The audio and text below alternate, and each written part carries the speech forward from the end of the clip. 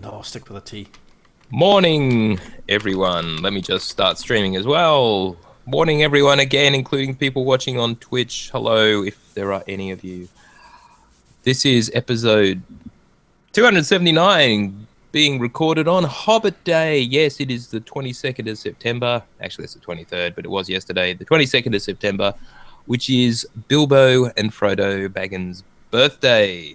Ah, yes. Yeah. I'm sure you all care a lot. You're not advertising New Zealand again, are you? Well, you know, it is Middle-earth. I wouldn't mind going back to New Zealand. It's a beautiful place. Aside from their wacko accent. Quick ears. Though, actually, we say that kind of thing as well, Jill. I don't know where it came from.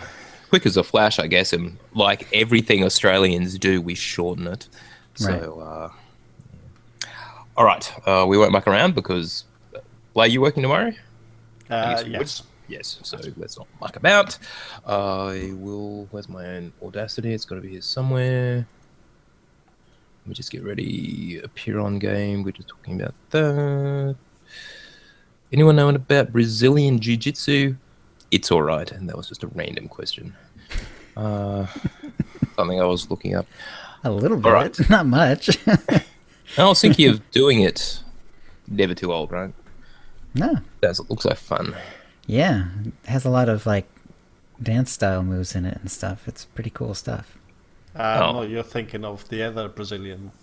Oh, Brazilian Jiu-Jitsu. Oh, we're not talking about the other one. We're talking about the actual Jiu-Jitsu. Yeah, Jiu-Jitsu is cool too. Yeah. So all the takedown moves and submission. It sounds very, very perfect for a pacifist like me. Mm-hmm. All right. Are we ready? Shall we roll? Sure. Okay. You both recording? Confirm. I am recording. Yes. All right. Let's go. Test. Oh, yeah, studio mode. Shit. I almost forgot. You in studio mode, Blay? Yes, I am. Okay.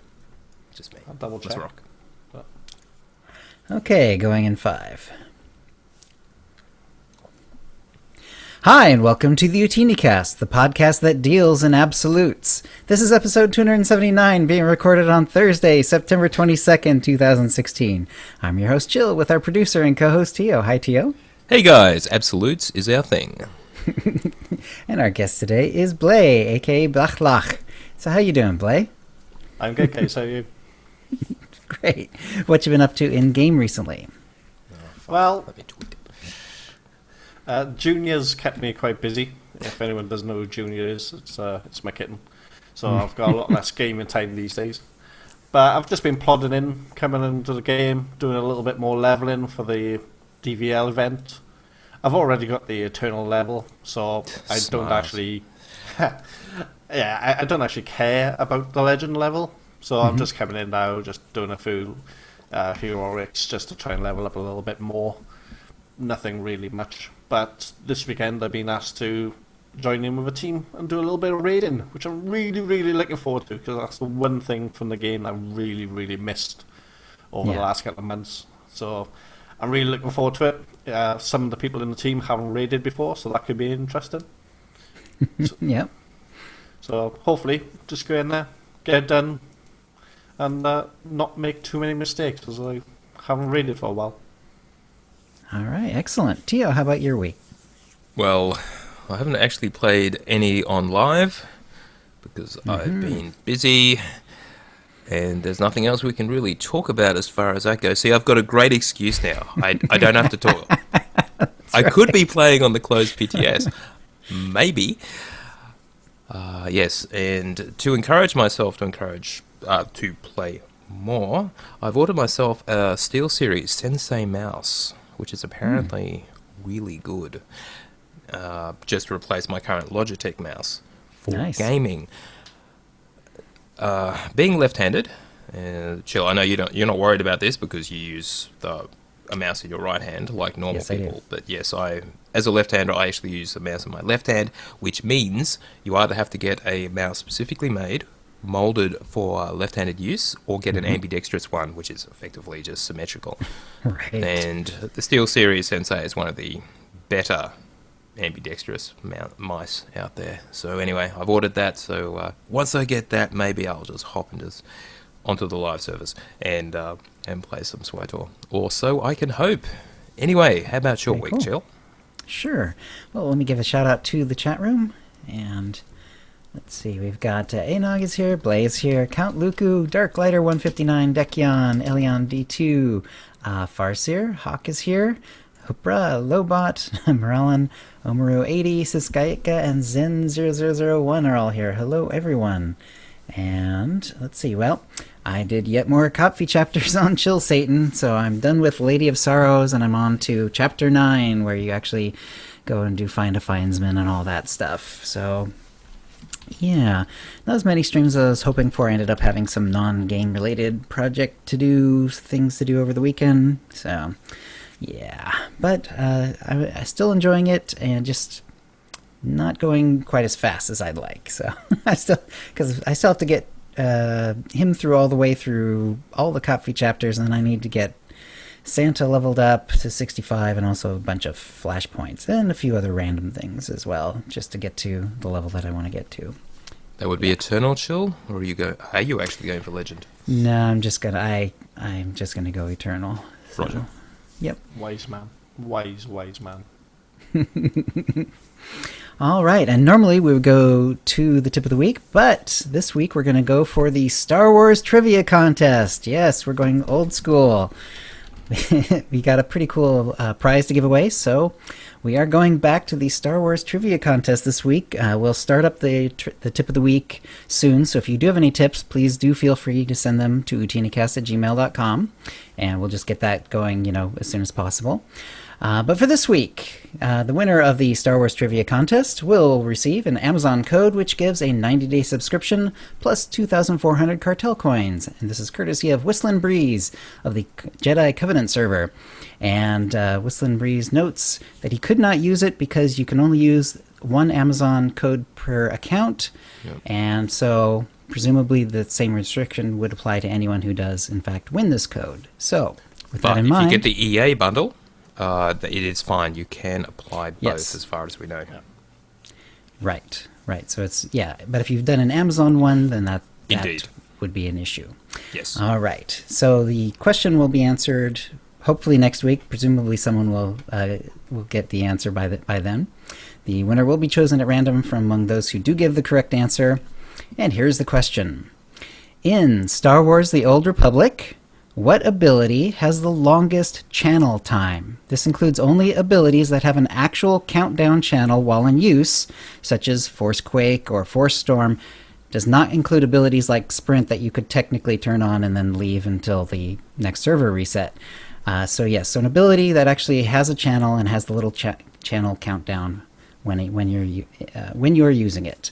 So when you answer, please give the name of the ability and the length of time of the channel. The length isn't necessary to win, but it will help me figure out if it is long enough for me to bother with, since I know how long the official answer is, and therefore if I need to research yours. So one hint: if the channel is less than 30 seconds, don't even bother. All right, so send your answers to, we'll go ahead and send it to my OotiniCast.com email. That's chill@OotiniCast.com. Send your answers to my email, chill@OotiniCast.com, by next Wednesday afternoon, Pacific time.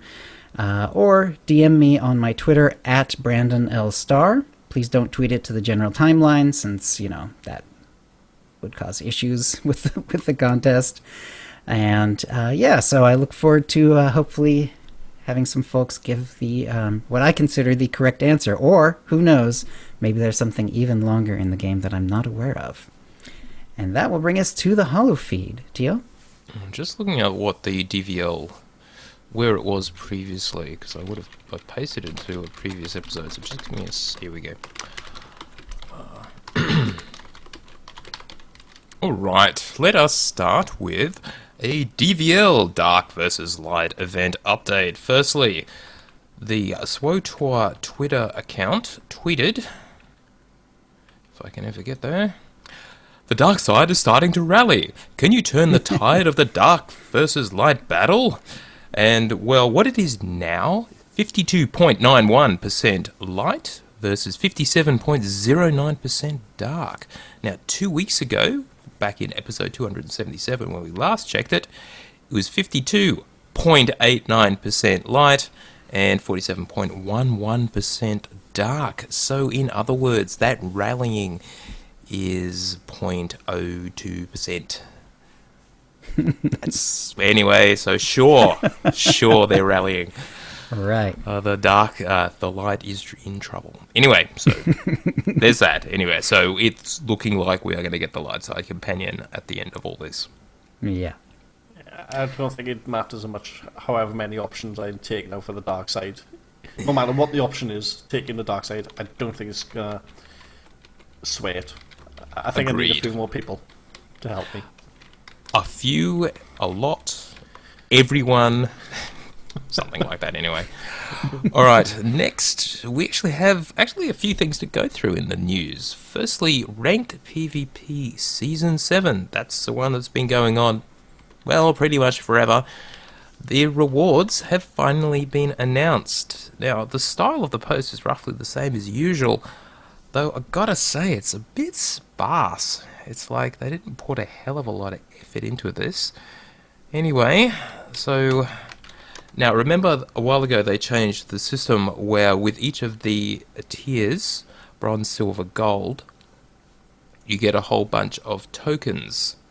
The seasons with each season, so this time it'll be season 7 tokens. You get 8,000 tokens for bronze, which is rating 1225 to 1374. Then the silver level, you will get 60,000 tokens, so that's 60,000 compared to the previous 8,000 for 1375 all the way up to 1624. The font's a little too small and I can't quite read it. And then finally the gold season 7, the gold tier, 225,000 tokens is a reward. Yes, compared to 60,000 and 8,000, and you need 1625 plus rating to actually get there into the gold tier. Now, they've got some titles, arena-themed titles. These will cost you 1,000 tokens each, and remember, you can buy whatever you like from the prize pool using all of those tokens which you gain, depending on the tier that you end up in. So, Cave Cutthroat, character name. So let's use Tio as the example. Cove Cutthroat Tio, Mesa Mauler Tio, Orbital Station Obliterator Tio, Canyon Crusher Tio, and Slayer of the Square Tio. Huh. Awesome. So yes, 1,000 tokens each. Now what else do we get? Now for each of the tier rewards, for bronze, you get a battle flag and a trophy frame decoration. For silver, you get the same, but obviously the silver variant of that, and ditto for the gold. Yes. And then the other rewards, which you can buy with your tokens, is Garada's Acklay Mount. Now that's the one you could probably only afford if you get into the gold tier. That will cost 125,000 of your tokens. And yes, it's an Acklay. You know, those big bug things that you see a lot of in Colocoid War games. And, well, yes, them on Balmorra, obviously. That style of thing. And yeah, looks pretty good. Certainly unique. Are there any Acklay mounts in the game at the moment? I want to say yes. They added some recently, yes. Yeah. Yeah, I think the last Cartel Pack did. Right. So anyway, I'm sure its colour scheme is unique to Ranked PvP. And yes, Garada's Acklay Mount. It's very colourful. Golden with sort of bluey leaf thingies. So yeah, it's not alright. bad. Yeah. Now there's gold blue color crystal lockbox, so you get the usual set of the various stats, and it's gold core blue outside. It's alright. It's kind of cool. Yeah. I sure as hell wouldn't buy it, but you know, sure. Yeah. It's very light side. It's pretty cool. Now there's another. I think I'd want to see it on the character first, because they never look quite the same in the pictures what they do when you wield in the game. Right. Now, there's another title you can buy for 20,000 tokens, which means you probably need at least silver to be able to buy that. The Fearless and Inventive Tio. So, yeah, that was not bad, actually. 20,000 tokens, yeah. And also, of course, for 3,000 tokens, you get the ranked black-silver striated color crystal lockbox. So more color crystals, but black-silver. They have that every season, don't they? I seem to remember something like that. They've been doing that. I'm not sure about the exact color, but that's how they've been doing it recently. Right. Now, there's also the top 3 characters per advanced class worldwide. Insert usual comment about how the ratings really don't make sense in an ELO system when each server has its own actual ELO rating, and just picking the top 3 across all of them is a little bit meaningless. But we've said all that before. Anyway, the winner, the title that you will get for that, for the top 3 for each advanced class, is Eternal Advanced Class Character Name. So, Eternal Jedi Sentinel Tio. That's not too bad. Again, not bad. Yeah. So, and those guys get 293,000 Season 7 tokens, as opposed to the Gold Tier, who gets 225,000. So, as far as I remember, those were cumulative as well. So, if you got Gold, you also got the tokens for the Silver and Bronze. That one I'm not sure about, so I might have to delete that. I'll just have to double check.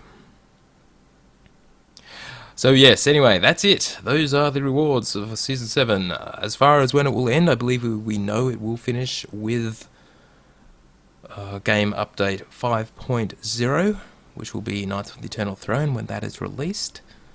So you've probably got another month or 2 if you do want to try and up your ranking a little bit. Okay. I don't know if this is sufficient incentive, but, you know. Alright, let's move on to some answers that were provided on the forum. Eric went a little nuts, it would seem, and just answered a whole bunch of questions, which is great. More communication than we thought we would get in the lead up to New York Comic Con and the Kotet news announcement.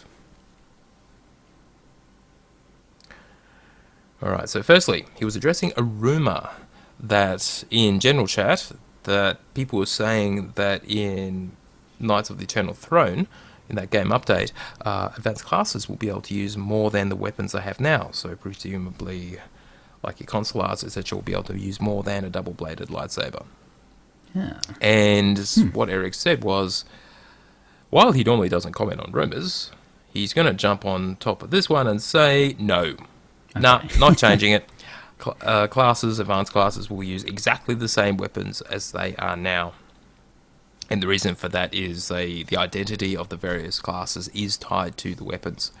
And they want people to be able to recognize a class just by the kind of weapon they are wielding.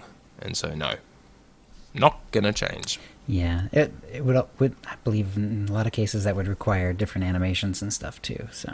Right.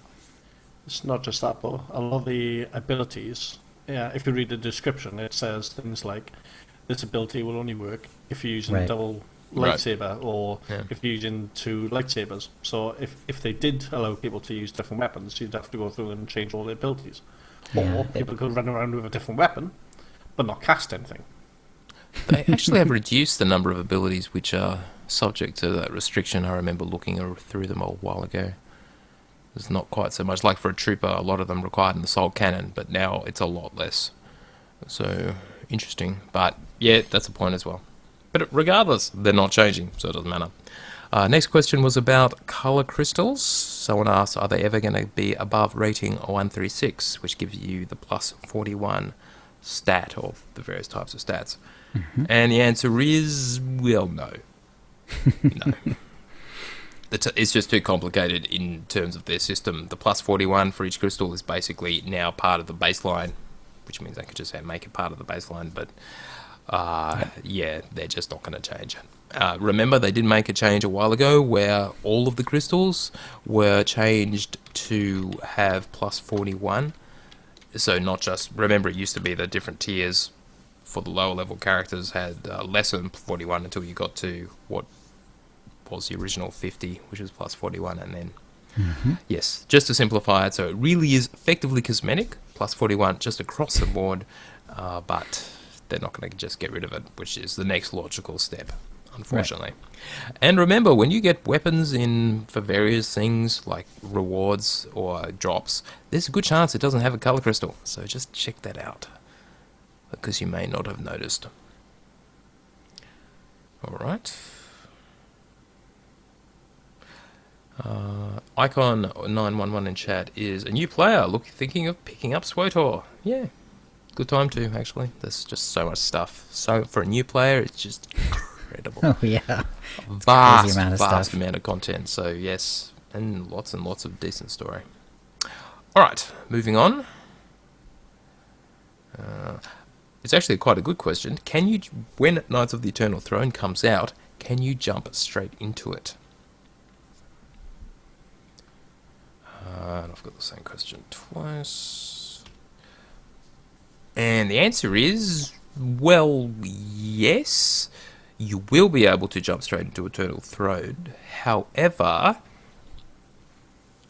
there are a whole lot of story choices you made in Codfeed, Knights of the Fallen Empire, which will directly affect what happens in Kotet. So remember how your choices matter?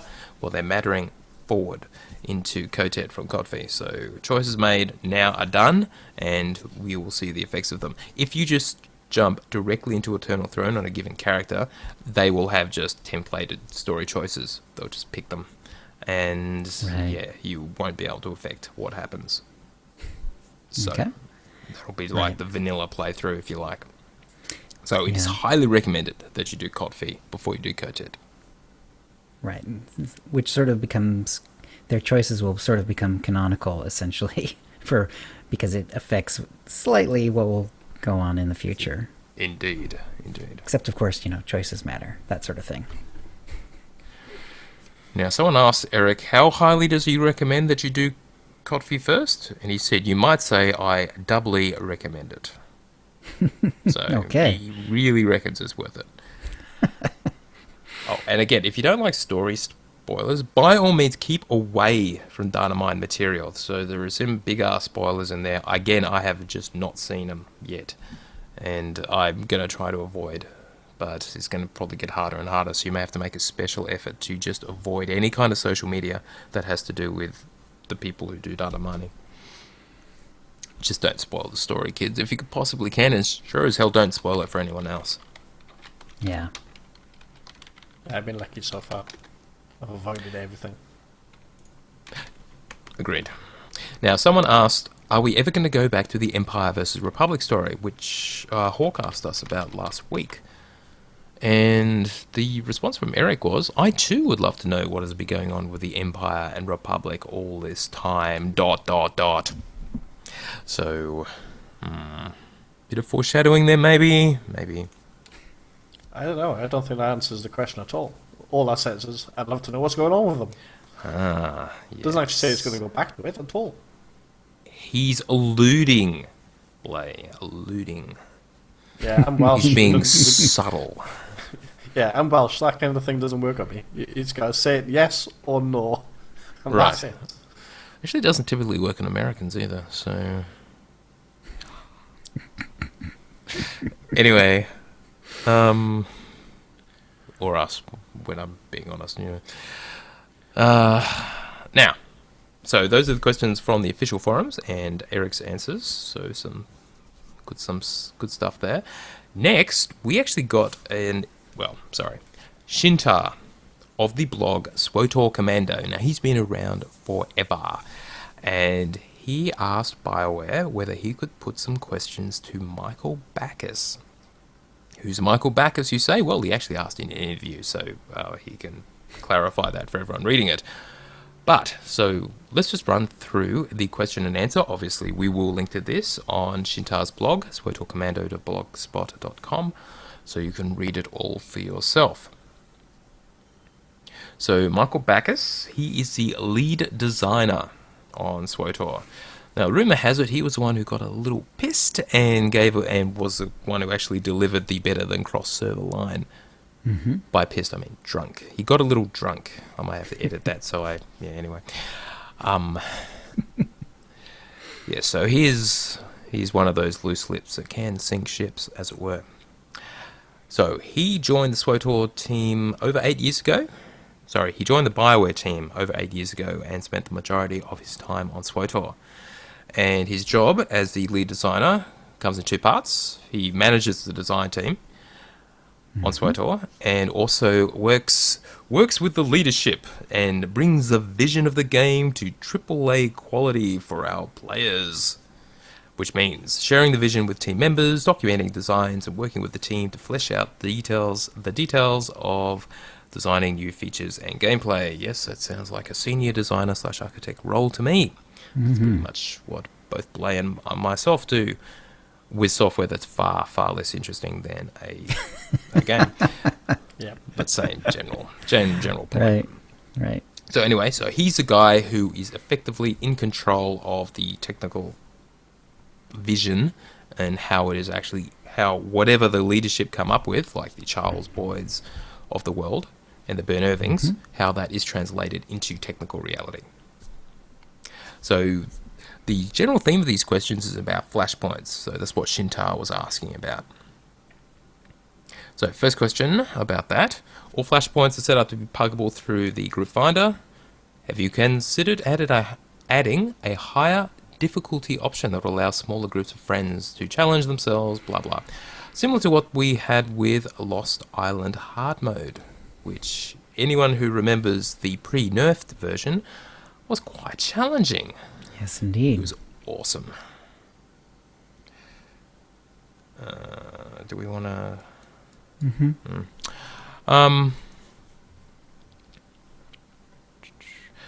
And the answer is, we have. But it's always a balance between making flashpoints accessible for more players versus building a custom experience to allow for the great challenge, as in the higher difficulty level, but for a much more limited set of players. And that being said, they're looking at opportunities to deliver higher difficulty content to players who do want that extra challenge. So basically, not enough people would want, in their opinion, as far as I can tell, that higher level of difficulty for flashpoints. And so it's just not worth the effort of implementing it. It's a shame because that was a lot of fun doing that back in the day. Hard mode's still reasonably, I mean, there's some challenge to it. It's certainly not, not as hard as Lost Island was, but yeah. I think that's about as hard as we're going to get in the game right now. So right now. Operations. Yep. Yeah. Now he also... Sorry. But here we're talking about the same argument as what we use for operations in terms of there's no point doing nightmare content for operations because there aren't enough people doing it. It's the same argument. Yeah. And it's a fair argument, really, because even at its peak, there was only X percentage of the player base who were interested in doing that content. So maybe if it was there and offered some good reason to do, there'd be more people using it, but that would probably cap out at a certain percentage of the player base, and the question is just what is that percentage? 5%? 10%? And is that enough for BioWare to invest the effort to even create that difficulty level in the first place? I know it's aspirational, but don't know. Remember, everyone wants to do story. Now, next question was about flashpoints offering an alternate gear progression. That was the way it used to be in the old days. We could actually get set pieces in flashpoints. That was a long time ago. That was a long time ago, yes. Yeah, it was nice, though. It was, and they're basically saying they're not going back to that. They just want to keep flashpoints in their place as a stepping stone to operations. The problem is story mode operations are a stepping stone into operations, and you don't actually need to do flashpoints to get the gear you need for story mode flashpoints and so story mode operations. So right. why do the flashpoints at all? Since you don't actually, anyway. For the Dark versus Light event is probably the only answer that actually applies right now. Right. Yeah. All right. Cynical but true. Well. Now, over time, Shinta asks, flashpoints seem to have served a couple of different purposes. In terms of story, we've got like Hammer Station, which was there was a story there, but it was not part of the main flow. And then you've got like the Foundry or False Emperor, which are actually main parts of the story, as in part of the key flow through the story. And the newest flashpoints have been mainly used to drive the main narrative forward in such a way, like with Forge Alliances and the ones that actually came with Codfee. Codfee. Came with Shadow of Revan. We didn't get any in Codfee, of course. Those tacticals, or solo modes as they were essential, as in you could not progress through the story without actually doing them. And so the question is, what do you see as the main purpose of flashpoints going forward, given that's what they sort of have become? And the answer was, from Michael Backus, going forward, we want to expand the appeal by increasing the fun of playing these experiences. Early in the game's history, we leaned in more on cinematic storytelling and group content only. Well, in-group content. But since we have had such a strong response to the storytelling in chapters, we then looked at the value of making more group content like the Star Fortresses, more dynamic, with a focus on the gameplay. So, this is sort of clarifying what they have been saying for the past few months, which seems to be that all this storytelling stuff is going to be limited to the chapters, and in addition to the chapter story content, we're going to have fun gameplay stuff, which will include group content as well, or will be the group content. So they're not going to try and stick some story like into flashpoints or whatever the new thing is that they're going to do. Instead, that will just be fun to play in groups. Interesting. And so they're repetitively, hopefully. Right. So they decided that the experiment with like Rishi and Yavin, where the flashpoints were actually part of the story experience, like not just, not just like one that could add to the story, but you actually had to do it as, while you were leveling up and going through the story. So apparently that's not what they're going to do in the future at all, which makes sense. I mean, they certainly weren't doing it, during these chapters for Kotfi, but apparently they're not going to try to make that part of it either. Exactly. Okay. It's effectively like experiences like the Eternal Championship and the Star Fortresses, really. Right. Not essential at all, just sort of off to the side. And Star just try to Fortresses, did they have make them as fun as possible? Yeah. I don't know if you can call the lead up to each Star Fortress story. Oh. No, we have to do a few random missions. Which all look awfully similar for all 6 of them. Yeah. Yeah. My question to you both, though, is, apart from trying to get the achievements for Star Fortress, how many times after that have you actually done Star Fortress? Oh, 0. Maybe once or twice. Well, what's the point? I've done them a few times, but I've ended up switching to other characters and so on, so I really haven't done them all that much. And I have not done all the Star Fortresses that there are. Yeah, I got the achievement for doing it without the buffs, which was, the cool achievement to get. And then I thought, there's nowhere to go from here.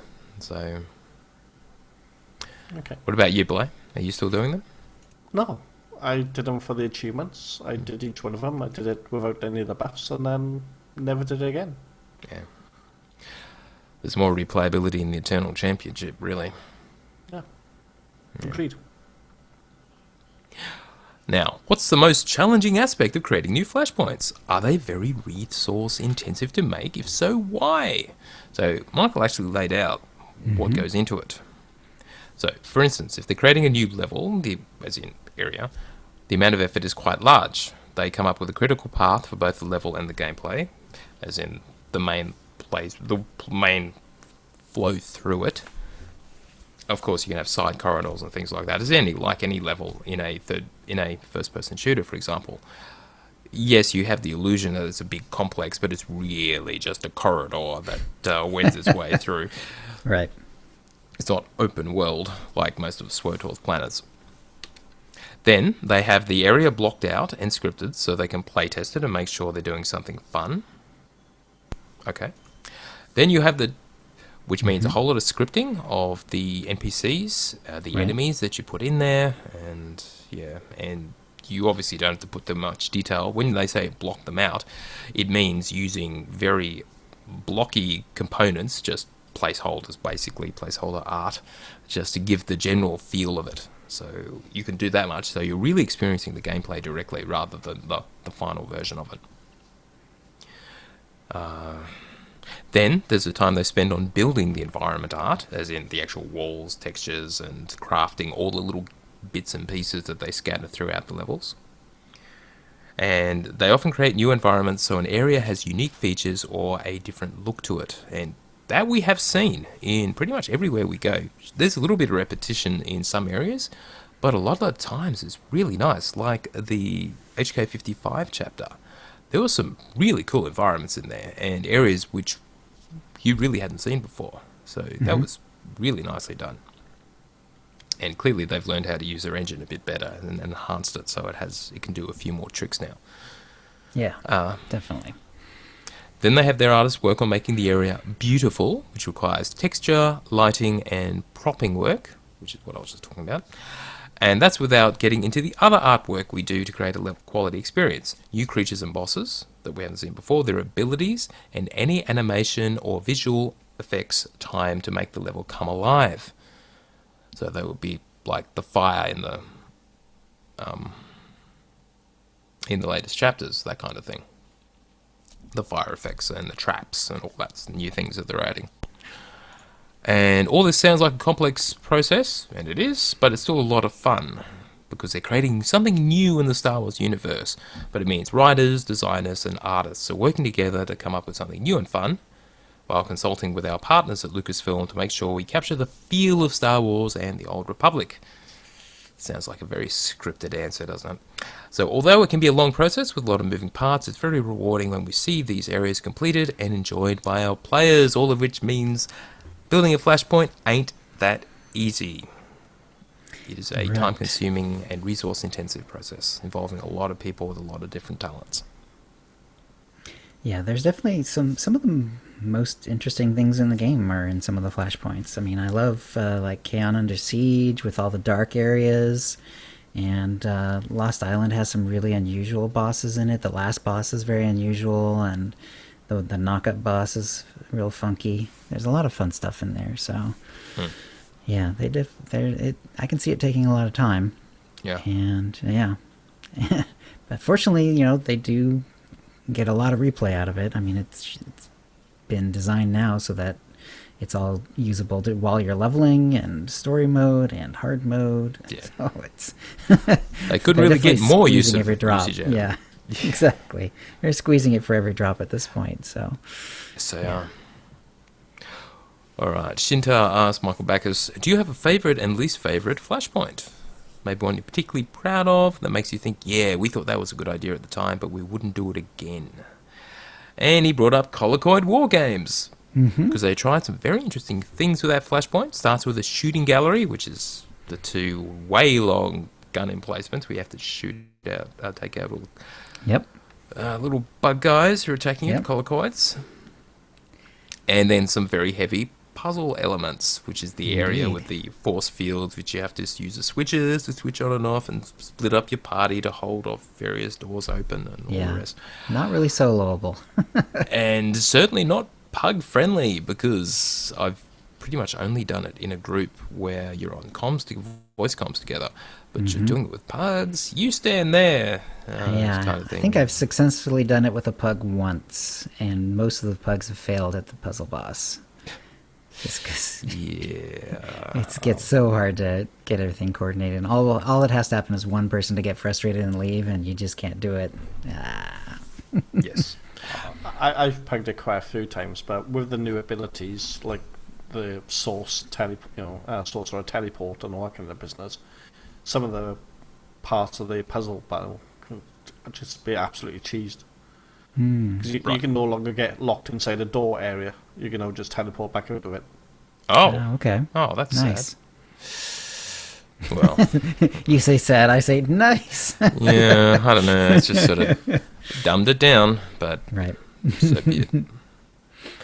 All right. Now, one of the main points of contention when pugging flashpoints is the matter of space barring. or skipping the cutscenes, as some people really enjoy them, while others just want to get to the end as quickly as possible. And sometimes people even get kicked out of the group for not spacebarring. And they ask, have they implemented anything to alleviate this conflict of interest? And so apparently it's a difficult balance. They did extensive testing to try to minimize the problem pre-launch. They have a decision timer that was tweaked to try to get the balance right, but it's never perfect in terms of how long you wait, presumably, before just proceeding regardless. Because no one player can just hold out forever. It will time out. At the same time, in a sense, they pioneered multiplayer dialogue in the MMO space. And that's true. The whole dialogue wheel thing presented to multiple players at the same time, I don't believe that had ever been done in a multiplayer setting before, so they kind of made it work. Though, going forward, one thing that's helped recently is minimizing cutscenes in the middle of flashpoints, so they're sort of just not doing that anymore. So, Right. Yeah, sure, they got it working, but it looks like it's not really such a clever idea in a group setting. Of course, a lot of these flashpoints, the story-specific ones, certainly now have solo modes, so you can just do it at your own pace, if you so desire. Now, Jinta asked about in 4.0 when all the flashpoints were revamped to be tactical, in addition to the ones that were tactical already, and he just mentions a few areas where it's just, not quite right in terms of where the Colto stations are for the healing, and so it can just get a bit ugly. And Michael Backus responds, they may need a little bit of extra tuning, and so some player feedback is good. So if there's any particular areas where you think they can make a specific spot improvement, by all means, get on the forums and let them know. And they accept they're not perfect now. Yeah, it is tricky because those flashpoints were designed for the most part, to be at a particular level, and then it is tricky when you've got both sides of that. You either have low-level characters who have very few abilities, even if their overall power levels being bumped up, they're just missing a lot in their kit. And then you have the opposite, where you have these low-level flashpoints, and then they can get completely cheesed, by these high-level characters that have tons of abilities, and their kit is completely, kitted out, done out. So it's not even just that; it's also a case of they were designed for tank, 2 DPS, and a healer. And some of the tacticals, if you got 4 DPS, they're harder than the hard modes to get through. Right. Yeah, you just those Colto stations aren't enough. Yeah, you just end up wiping all the time because you just haven't got any healing coming in. Alright, so people are saying that the DVL event finishes in October. Can anyone confirm the source of that rumour? Or has it been explicitly stated by BioWare?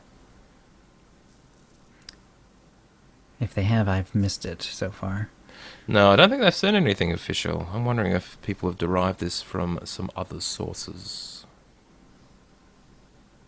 I'm just waiting for the chat to catch up, so someone can tell us.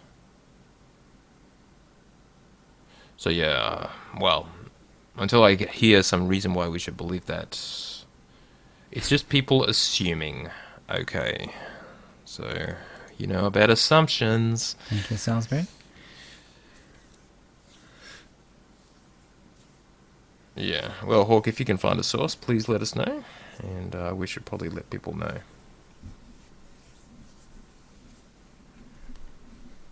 Yeah, nothing's been said. Didn't think so. It was short, and shortly before Kotek comes out, and well, we don't know when Kotek is coming. I was really thinking they were heading towards December. When are we now? End of September. It's not coming out in October. They just opened the closed BTS, remember? I mean, they're good, but they're not that good. So, no. Of course, the DVL event could indeed end in October, but they said shortly before, I would say a week or two before, not a couple of months before. Yeah, hopefully they'll give us a reasonable amount of heads up. Yeah, hopefully. All right, let's just continue. Not much more in the Shintar's interview with Michael Backus. They talked about narrative cohesion of where the flashpoints appear in the story, because they're all sort of level neutral now, at least if you do the tactical versions, etc. And they say, yeah, that's less than ideal, but oh well. At least you've got the full set to choose from. And why wasn't Colocoid War Games and Kaon Under Siege and Lost Island included in the revamp? Well, yes, because Kaon and Lost Island were a lot more difficult than the rest, and Colocoid, as noted previously, was a bit complicated. So yeah, they just left them out because it's just too hard to fit into the tactical flow of the rest. Yep. And why weren't heroic Star Fortresses included in the Group Finder on release? An oft-debated topic, apparently, and they erred on the side of making the experience cleaner for as many players as possible at launch, while acknowledging the solution didn't solve all the problems. And the problems were, there are many Star Fortresses, each with their own location, and not just being one entity, so each location would be in Group Finder, so there'd be 6+ options instead of 1, players are spread out, potentially impacting queue times for players. So you could queue for different ones, I guess? Yeah, that's rough. Guess. Or have 6 times the chances of getting one. Right, because they assume players would actually want to go to specific Star Fortresses so they can get all 6 of their companions or whatever. Right. Sure. So Isn't it anyway, also- that was the challenge. Apparently, I think they could have dealt with that, especially for the heroic versions. But isn't it also a problem, the fact that Star Fortresses are behind the gate in terms of you've got to get to Chapter 9 in order to do them? Yeah, I mean, that's right. Only the characters that have done that Right. would normally have access to that. I mean, I suppose they could find a way to open it up anyway to any character of whatever level, but yeah, normally at least that is a concern as well. That's true. Yeah. So it does, again, limit the pool. Though now, there'd probably be no harm in doing it, but they're probably not going to change anything pre-Cotet. And something else people are saying is because Kotfi came out in October, that's why they're thinking Cotet will also come out in October. Nah. No. I don't God, think. no. Yeah. No, remember, 5th year of SWOTOR. If anything, it will come out near the game's anniversary, somewhere around towards the end of December, maybe earlier in December. Yeah. Yeah. I just would not be jumping to any kind of assumption until you hear something concrete from BioWare.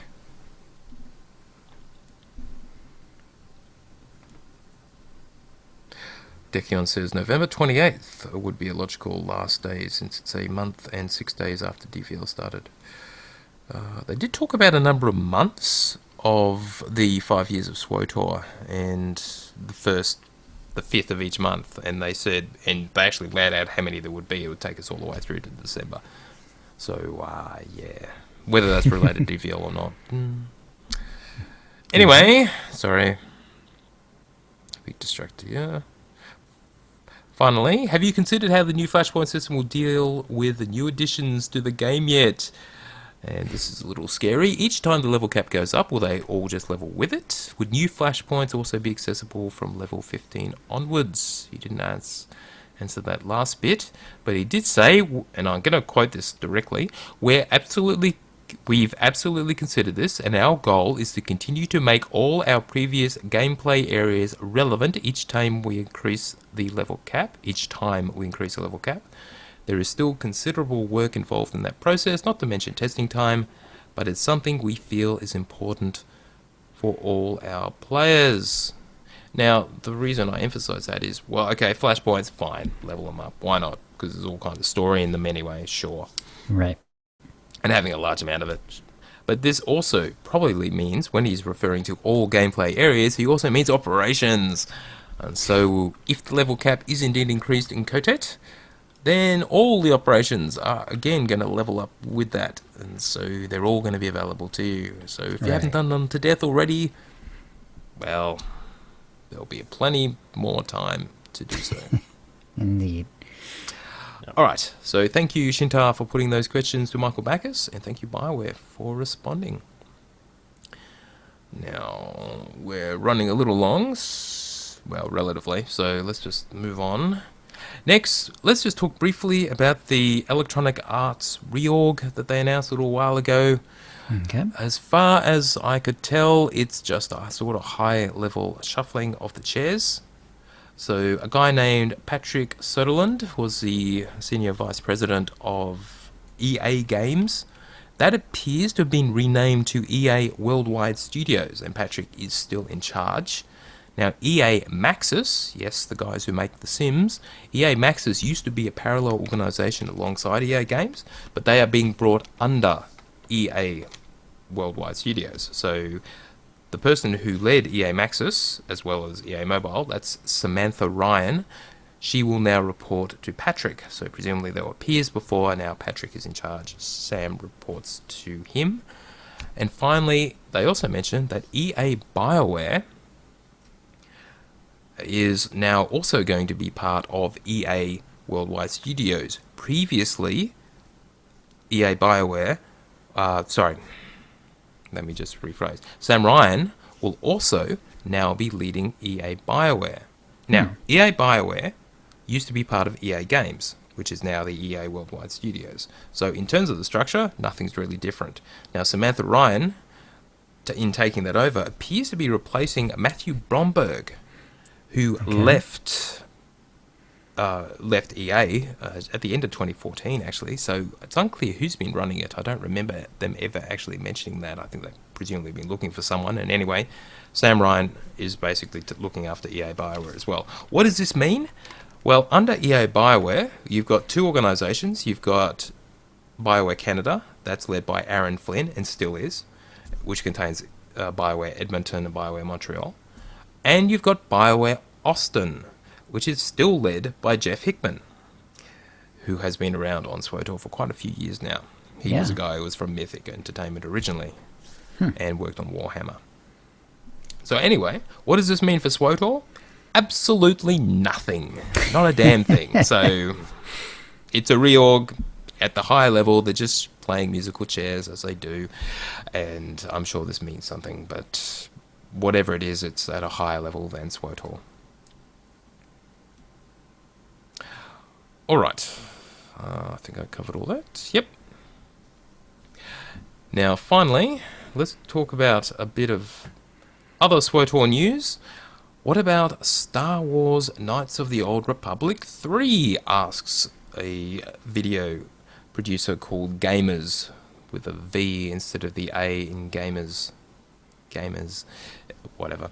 Anyway, they asked, it's a montage of footage from KOTOR and from the Old Republic, and they're basically asking the question, why don't they make another single-player RPG, which is KOTOR 3, the sequel of KOTOR 1, the original KOTOR, and KOTOR 2. And they say a whole lot of stuff. It's a video you guys have both watched now, and they really haven't been keeping up, because if they play SWTOR now, it actually more or less is a single-player RPG, at least as far as Knights of the Fallen Empire and subsequently Eternal Throne is concerned. And also, there's the obvious point, that Revan's story has been told in the Shadow of Revan, so we kind of know how the whole story of KOTOR ends, which really was a kind of love letter to KOTOR and effectively finished the story. So what would be KOTOR 3 unless you just completely revise the history? Right, and when I was watching the video, I was thinking along the same lines. It's like, well, we'd really like him to do this, lots of story, lots of characters with good development. It's like, are you talking about SWTOR already? It's like, exactly. Unless you really want turn-based games, unless you're really into RPGs that are turn-based, it's like, do you really want, a KOTOR 3 just so you can, click on something, wait for the ability to finish, let them hit you, and then you choose another ability to hit? I don't know. Exactly. So yeah, that seemed odd, but at least someone's thinking about these things, I guess. Indeed. And they made a little fun video, which mostly had some awesome SWTOR footage, and some Blur trailer stuff in there, which is always good. Yeah, exactly. Blay, what do you think? I liked the video. I liked the idea of it. I liked the sort of sentiment of it. I thought a lot of what they were saying, where they were just describing what they would like to see in the game, I thought, yeah, everyone would like to see all these things in every single game. This isn't specific to, KOTOR 3, but I think all games do have all these elements. I think the problem is the balance of them. Getting the balance right is what actually makes an actual great game. But will we ever see it? I very, very, very much doubt it. I hate to take the jam out of the donuts on this one, but it's very much a case of if there's going to be any more games, it's not going to be back in that era. They've already said that era is now legend, and there's no company in the world that's wanting to make money that's going to make a Star Wars game and base it on a period which isn't going to be considered canon. You just wouldn't do it as a company. You could say that the game is inspired by Star Wars if you did that, but you couldn't. I don't think you could actually make a new game, put Star Wars on it, and make it anything less than canon. Right. Yeah, I agree completely. And yeah, it's we've true. all got these other games in development already anyway, so yeah, nah. I just had to look up the "who took the jam out of your donuts" phrase that you used. I never heard that one before. That's kind of cool. Sorry. That's awesome. Bringing new things to people again. Why not? Expanding our knowledge. I'll link to the video, of course, so you can watch for yourself and see what you think about KOTOR 3, maybe. Not. Now, I think I'll cover that next week. Okay. And that's news. All right. Well, wait a minute. Where are we then? The Academy. Okay. Communities. Hang on. There we are. Okay. All right, and that'll bring us to the Academy. And this week, Soterista continues her PvP series with a detailed overview of the 8 vs 8 Warzone Void Star. Thank you, Soterista. And that will bring us to the Force Feedback, where we read out your tweets and emails. And Brian J. starts us off with a tweet. Lol, Skytroopers will be the well-used asset. Yes. Yes, they will be. They have been and will continue to be, yes. Yes. Yamiro writes, for the loot issue, when you go into cutscenes, it's the beam that disappears. You can still click on the mob where you saw the last loot drop. It's just an annoying bug. Now, that's interesting. I did not know that. So the loot light of the different colours indicating the quality of the item that is ready there to be looted, which was a fantastic innovation, disappears after you come out of the cutscene, which is I'm not 100% sure disturbing. I'm not 100% sure I believe this, because I'm pretty sure that I've done cutscenes, come out of them and tried to loot it and had it not work, but even though the mobs is still there, or even when the mob is still there, yeah. Huh. Maybe I'm wrong though, maybe this Okay. is right, or maybe it's right some of the time. I don't know. So more maybe likely it's worth. there are- Yeah. If it's been sufficient time, maybe it just times out and you just can't do it anymore. Yeah, I guess. I don't know. I feel like I've tried this and had it not work recently, sure. and fairly recently too. I think the difference might be if you're inside a flashpoint or not. Well, anywhere where it's an instance, I thought they hung around, actually, for at least a certain amount of time. Inside of your own phase, that is. In your open world, certainly does despawn relatively quickly. We must experiment, which will actually make playing the game. Right. Right. Okay, Lewis writes, doing the Jedi Knight story again. If Valkorion is the Emperor, what does that make Arkin and Kira? Foster Nothing. siblings? Children of the Emperor? Actual children of the Emperor? Right, actually. Yeah. Honorary children? Orphan? No, what's he? Adopted children of the Emperor? Blood-related children of the Emperor. Blood Isn't it sisters. just the Emperor infuses them with some of his power? They're not actually his children. Oh, technically Oh, true. yes. Blay, maybe it's just a name. Sorry, taking jam again. Yeah. Right, fine. And Ivalon wrote in, this is pretty bad news for Star Wars fan. Displet had been the best choice by far. Displet. Yep, he is no longer composing the music. Apparently, they had to go back and do some new scoring, and of course, his schedule was such that he didn't have time anymore. So instead, they replaced him with Michael Giacchino, the Oscar, Golden Globe, and Grammy-winning composer. So he's pretty good. And he's scored various things, including Up, Ratatouille, Zootopia, Jurassic World, The Incredibles, J.J. Abrams' Star Trek films, oh cool, and Marvel's Doctor Strange. Wow. Okay. So anyway, he knows his stuff, but he's not displayed. Now, I love The is not Incredibles. impressed. Yeah. Yeah, did you love the music?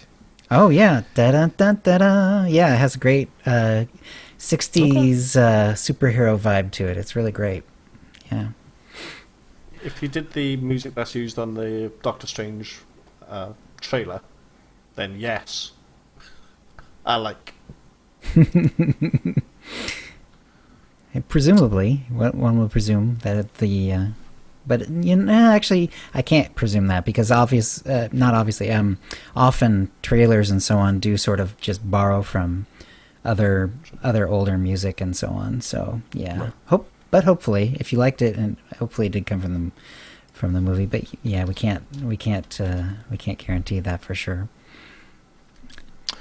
Now, the reason for that scheduling conflict is because of that reshooting, which was because, as we've probably heard, something went a little awry in the whole Rogue One thing. It was a little too dark, too gritty, and they wanted to make it more Star Wars feel / fun. So they no doubt lighten it up somehow, but they needed more music for that. Right. Oh, something in me just shudders a little bit at just what they've done, but I'm sure the final product will be fantastic. I wonder if they're keeping like some of the original music or much of the original music and just filling in a little bit with the new stuff, or... Yeah, that's a good question. I would assume they're original themes, you would hope, for Rogue One. Hopefully. All right, and Cal sent in a picture that came from Facebook, meanwhile in Australia, but it's called How to Speak New Zealand. It has the A's through almost the Z's, and all sorts of funny New Zealand dialect, which we learned a little bit about the other week. So with the quick A's, just a couple of quick examples. S is for sucks, which is a number after 5. It does seem to be very vowel related. Like most of the consonants are pronounced the same, but there's a lot of vowel changes. From that, for example, from that one New Zealand video that we had the other week. Right. Yeah. E is for ear, what we breathe. And I like V. Well, V is for volley, the area between two hulls. Hills. Yes, and G is for guess, which is that's what you use for cooking or heating. Anyway, I'll link that. Thank you, Cal, for that. It did make me laugh because they really do talk like that, and it's just weird. Right. All right, and Uldu of the Red Eclipse wrote in, good morning, good afternoon, good evening. Hello, some thoughts and questions regarding subscriber rewards and the cartel market. Where's all the pessimism over BioWare selling subscriber rewards like the HK chapter come from? Because to my knowledge, they've never done that. Yes, they may have sold a reskin version of an in-game reward, the Rancors, but not a subscriber reward to my knowledge, or have I missed this event? Can you think of any, Tio or Blay?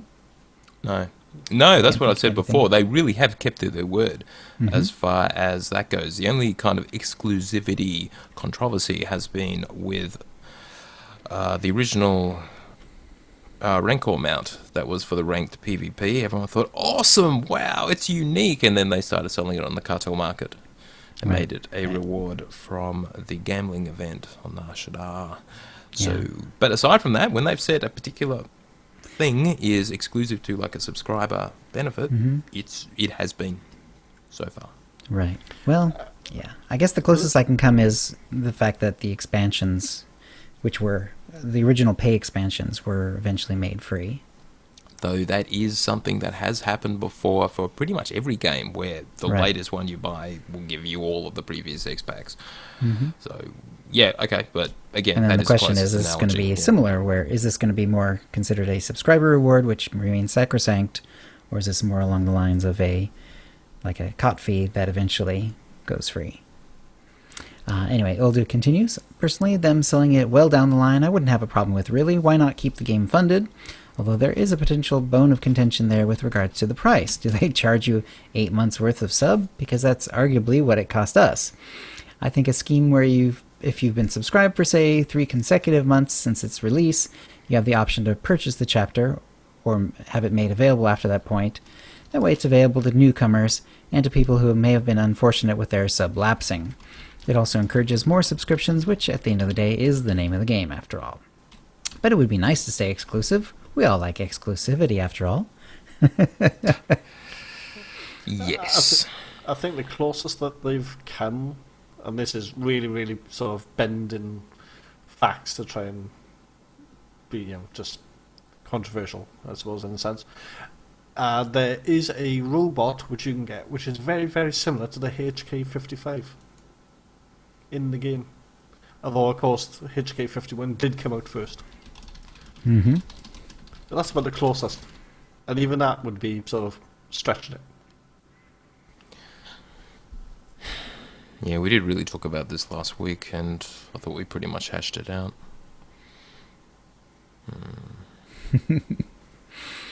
All right, I'm with you. It's never happened. Okay. Zen wrote in, "Hi, Chill and Tio. Love your podcast. Hope you continue the great work for the game. One thing I've been a bit thank you, Zen, by the way. One thing I've been a bit confused about during Kotfi is that some people complain that there's too many Sky Troopers during the chapters. Tio, I'm looking at you. While at the same time, other players complain that the chapters are too easy. I never thought there were too many Sky Troopers, and it recently occurred to me that maybe other players don't do the chapters in the same way that I do. Basically, I put my companion in passive mode and run through several groups of mobs at a time. Then I line of sight them and heal like crazy, while Lana wreaks havoc and I AoE them down." I don't think anyone else plays that way, actually. You may be the only one. I'm just kidding. I usually run through about 6 groups of mobs to give myself a challenge and to clear the mobs efficiently at the same time. I love efficiency and I love a good challenge. For a DPS character with a healer companion, I expect they would put their companion in passive, then trigger the healing abilities on themselves to keep their companion close by as they run through. I'm not sure how it would work for other character and companion combinations. How did you guys play the chapters? Well, I pretty much run through them one at a time, burn them down, run to the next one. Yeah, or two or three groups at a time. Yes, sometimes. I have certainly did that. So. Yep. I love efficiency too, and yes, there's only so many Sky Troopers you can stand because each individual pack really isn't that hard. Because none of this stuff is hard. Because as we've talked about previously, and they've admitted publicly, they specifically lowered the difficulty for people into Codfig because they wanted people to be able to just start playing it and they didn't want to make it too hard. And so yeah, you can afford to be a little flexible in how you deal with packs of mobs. Unlike the old days, which we probably shouldn't go into because it probably get boring for new people, but yes, things used to be a little more challenging. Oh. Mm-hmm. Your hungry ears, Chill. Yes. All this talk of fuss and chups. Yes. All right. Was there anything else from the chat room? All kinds of stuff. So let's... Yes. Now, something that came up during... All right. One sec. That's okay. I was just going to say then, yeah, if you ever catch a live version of the OotiniCast, there's always lots of stuff going on in the chat room. Very little of which actually makes it onto the show, but they always seem to have fun. So right now they're going off on the New Zealand talk right now. So yes, there's Death Row, who's a Kiwi. Apparently makes fun of us Australians. And I can't blame him, really. And Darklighter says, back in my day, we didn't have sprint at level 1. That's right. Ain't that the truth, yeah. That hurt. Level 15, wasn't it? Yeah, I think it was. Yeah. Level 15 And you sprint. couldn't even mount, and there wasn't even mount up, and there was no rocket boost either, of course. Oh. Yes, it was a lot. Yeah, I remember. Yeah, It took a lot trying longer. to get to the level to get sprint, because running through Coruscant on the Republic side as you were, that was so painful without even sprint. Can you even imagine that? And no speeders. You didn't get your speeder until level 25, even for subscribers. Yep. Yes, really. All right, Painful. now I did want to mention what was discussed in the chat, just to summarize, about when would the Dark versus Light event end. There's some thought that, what the guys are saying was, they thought it was end of October-ish, and Swoderista, who was in the chat, did mention that they had said it would end sometime before, shortly before perhaps, the release of Knights of the Eternal Throne. And we just don't know. Honestly, they have not said a thing. Now, it would last at least long enough to get through the next scheduled GRE event, which will be towards the end of October, so it would have to finish after that. The question is how long after that, and when would Kotet come out? Some people were thinking Kotet would come out in October, because Kotfi did, and yeah, it just doesn't work like that, guys. And so your only data point to work from is they only opened the closed BTS a week ago. And if you think they're going to be ready to release, and I am not basing this on anything, based on all prior experience, you need a fair while from when the closed BTS opens to when it goes live. So yes, I would expect it exactly when we have been predicting, which would be sometime around the middle of December. Now, even though that does sort of clash with the release of Rogue One, that's actually a good thing, because it's actually raising awareness of Star Wars and people looking around for a Star Wars game. So you can guarantee it will be before the release of Rogue One, but probably not a lot before. Makes sense. So anyway, that's the quick summary as far as that goes. So yes, if you've got DVL stuff left to do, you probably should do it in October, by the end of October, just in case. But good chance you'll have another month or so. Yeah, exactly. Yep. All right, then. That's a show. If you'd like to play with us in the Utini Knights Guild on the Republic side of the Harbinger server, or in our Guild on the Empire side, do a /c join Utini to join the Utini channel. Then let us know you're a fan of the show. You can email questions and comments about the show to utinicast@gmail.com. Follow us on Twitter using @utinicast. You can find contact details for all of us on our website, utinicast.com, which includes how to subscribe to us using iTunes, Stitcher, and the rest. We record the show live every Thursday at 4:30 p.m. Pacific. Go to utinicast.com/live to find out how to join in. Also, remember the Star Wars trivia question. Our theme song is Doomsday by Jean-Paul Zogby. And thank you to the chat room, and thank you to Blay. Thanks, guys. Always fun. And we'll see you next week. Alright guys, keep recording. Everyone else, thank you very much for watching. We will be back next week. Yep, I have no idea who our guest will be, or even what we'll talk about. How many weeks is it until October, October the 6th? We've got two more shows to do before. Seems like. Yeah, it's Well, the actually 6th on the 7th. is a Thursday. Thursday, So. they're doing it on the Friday. On the Friday, the 7th is the actual big announce. So yeah, two more shows before the Kotet dump truck arrives with all the information. Then we'll probably have a super show to cover that. But in the meantime, we will bid you a fair adieu. May the force be with you guys. All serve you well. We'll see you next week.